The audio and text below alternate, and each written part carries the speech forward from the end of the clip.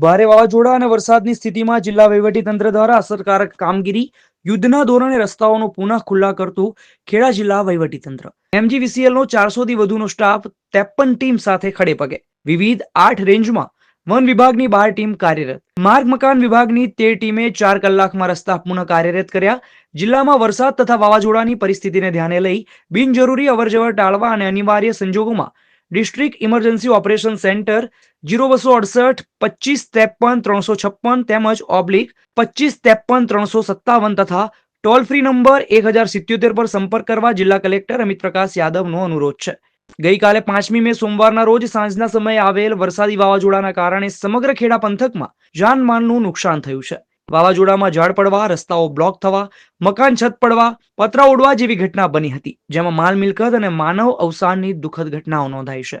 આ બાબતે જિલ્લા વહીવટીતંત્રના સંકલનમાં ડિઝાસ્ટર યુનિટ, એમજીવીસીએલ, માર્ગ અને મકાન વિભાગ, વન વિભાગ, તમામ નગરપાલિકા અને નડિયાદ મહાનગરપાલિકા દ્વારા યુદ્ધ સ્તરે રાહત બચાવની કામગીરીનો આરંભ કરવામાં આવી હતી. જિલ્લામાં ભારે વાવાઝોડા અને વરસાદના કારણે શહેર અને ગ્રામ્યના વિસ્તાર અસરગ્રસ્ત થયા હતા, જેના કારણે સમગ્ર જિલ્લામાં અનેક જગ્યાએ ઝાડ પડવાની ઘટના બની હતી.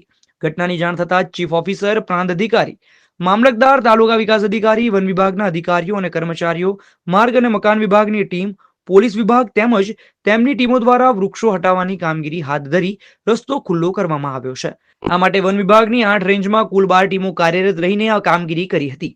વન વિભાગ અને માર્ગ અને મકાન વિભાગના સંયુક્ત ઓપરેશન દ્વારા Akhadol Valetva road, Mithai road, 6 mile Palana road, Chaklasi Bhalej road, Chaklasi Surasamal road, Kathlal Kapadvanj road અને વસો પલાણા રોડ પર પડેલા વૃક્ષોને હટાવી રોડ ક્લિયર કરવામાં આવ્યો છે. માર્ગ મકાન વિભાગ જેની તે ટીમ 4 કલાક રસ્તા પર પુનઃ કાર્ય કર્યું છે. જિલ્લામાં વરસાદી વાવાઝોડાને કારણે કુલ 4 લોકોના મૃત્યુ થયેલ છે, જેમાં 2 વ્યક્તિનું ઝાડ પડવાથી મૃત્યુ થયું છે.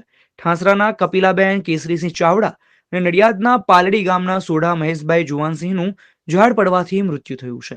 આ સિવાય મહેમદાવાદના 2 વ્યક્તિના મૃત્યુ થયા છે, જેમાં રૂદકા ગામના રણજીતસિંહ બુદાભાઈ બારૈયાનું મકાન પડવાથી અને સણસોલી ગામના વાલીબેન મોહનભાઈ ભરવાડનું છત પડવાથી મૃત્યુ થયું છે.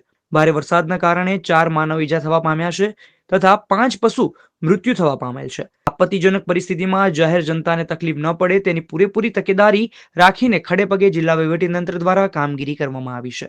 વાવાઝોડાના કારણે ખેડા જિલ્લામાં અનેક થાંભલા અને કેટલાક ટ્રાન્સફોર્મરને નુકસાન થયેલ હતું અને કેટલાક ગામોમાં વીજળી બંધ થઈ હતી.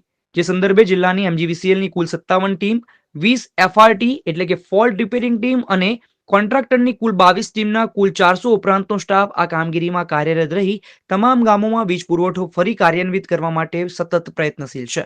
જિલ્લામાં વરસાદ તથા વાવાઝોડાની પરિસ્થિતિને ધ્યાને લઈને લોકોને બિનજરૂરી મુસાફરી ન કરવા તેમજ વરસાદ અને વાવાઝોડાની પરિસ્થિતિમાં સલામત સ્થળે રહેવા જિલ્લાના કલેક્ટર અમિત પ્રકાશ યાદવ દ્વારા વિનંતી કરવામાં આવી છે અને અનિવાર્ય સંજોગોમાં જરૂર જણાય ડિઝાસ્ટર ઇમરજન્સી ઓપરેશન સેન્ટર 0268 25 53 356 તેમજ 25 53 357 તથા ટોલ ફ્રી નંબર 1077 પર સંપર્ક કરવા જણાવવામાં આવ્યું છે.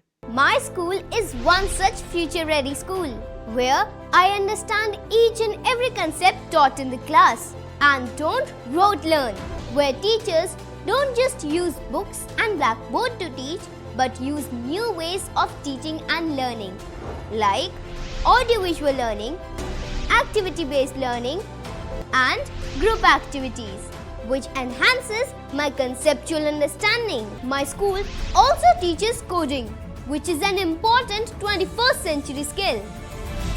Not just that, I get an opportunity to showcase my skill on a national platform. And with all this, I acquire important skills that make me future ready and confident. Would you also like to know where is my future ready school? Visit now and see for yourself.